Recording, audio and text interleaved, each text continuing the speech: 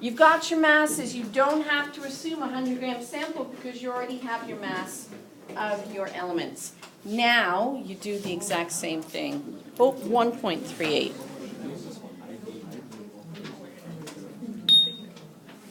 Good?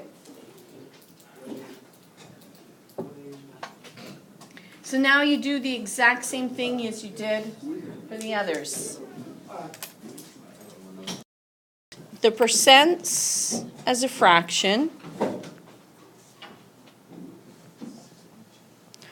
or 0.62 times the molar mass. That will tell me how much of the molar mass is carbon.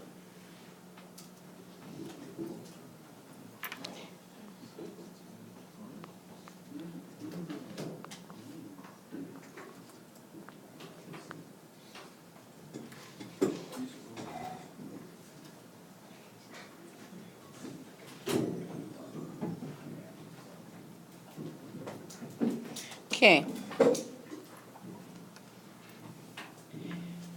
20.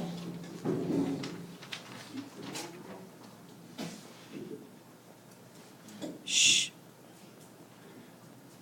Okay, can somebody with a calculator please tell me what these amounts are? Dhruv, do you have carbon? Yeah. 36.0 grams per mole. There's nothing after the zero? Yeah, there is. Bless you. 022. 0.22? Yeah.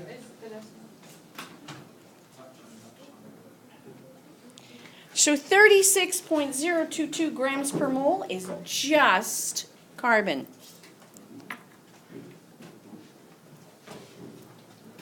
Hydrogen? 6.0424. That's the molar mass that is just hydrogen. And then oxygen? 15.9775.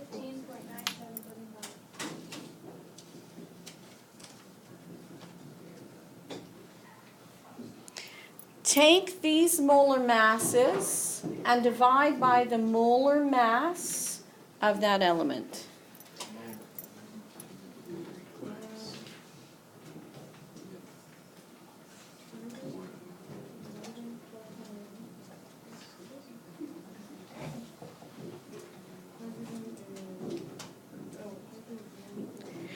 What would your units be?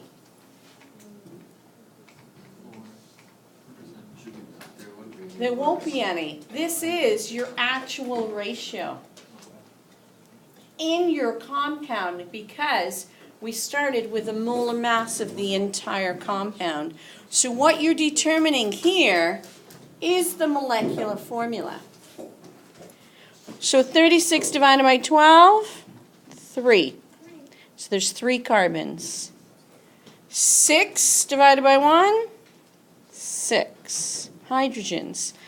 16 divided by 16, 1 oxygen. You do not have to worry about rounding off, or if you get a half or a third.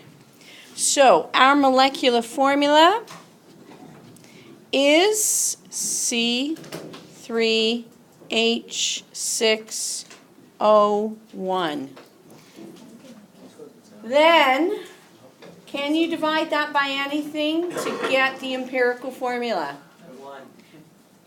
So that is also your empirical formula. You did this question yesterday.